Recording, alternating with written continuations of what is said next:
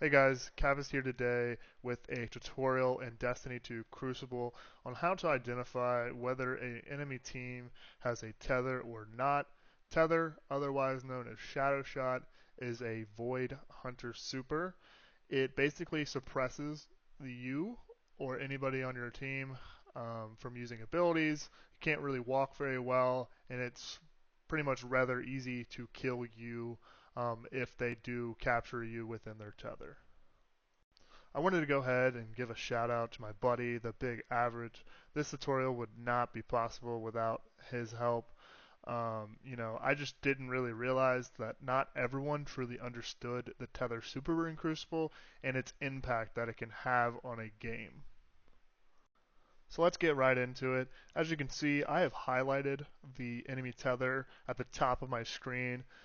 If it wasn't already apparent, the way that Bungie has highlighted the super in gold, which means that the player indeed has it and it is ready to be used. What you're going to see here is I'm going to go for a revive on my teammate, and the enemy tether is going to be cast in my direction. Once cast, the gold highlighted tether icon at the top of my screen will become transparent, meaning it has been cast, allowing everybody in the game to know that it has been used.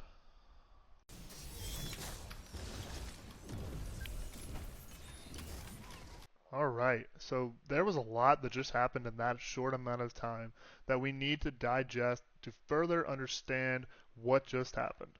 Number one, being the sound of the tether being cast.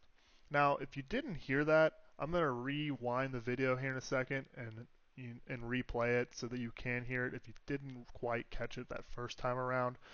Now, number two is that the game feed in the bottom left of my screen tells me that Shadowshot has been cast.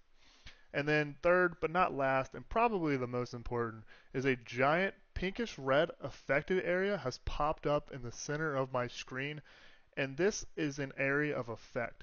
This area is basically the reach of the tether.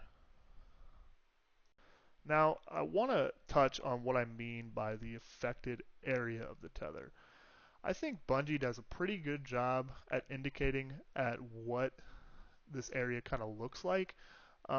Basically, the affected area is this reach that the tether has, and if you were to step inside of this area, then the tether would then suppress you, which would make it very easy for the other team to then indicate that you are in the tether, and you would become a very easy kill for them.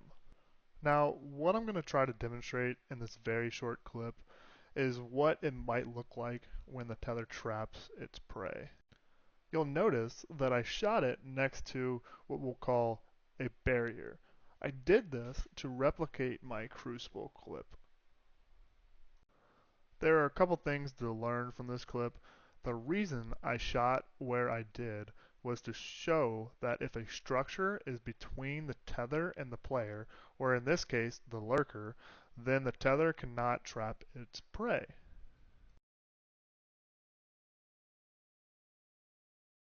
And the second thing to notice here are the red marks that popped up on my screen.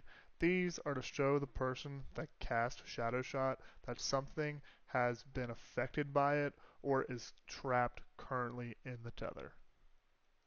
Let's get back to the Crucible tape and rewind the clip with all this newly acquired knowledge.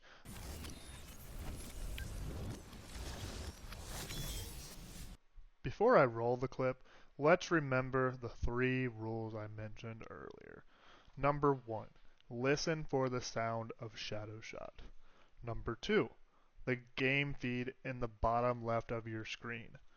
And number three, the pinkish red area of effect.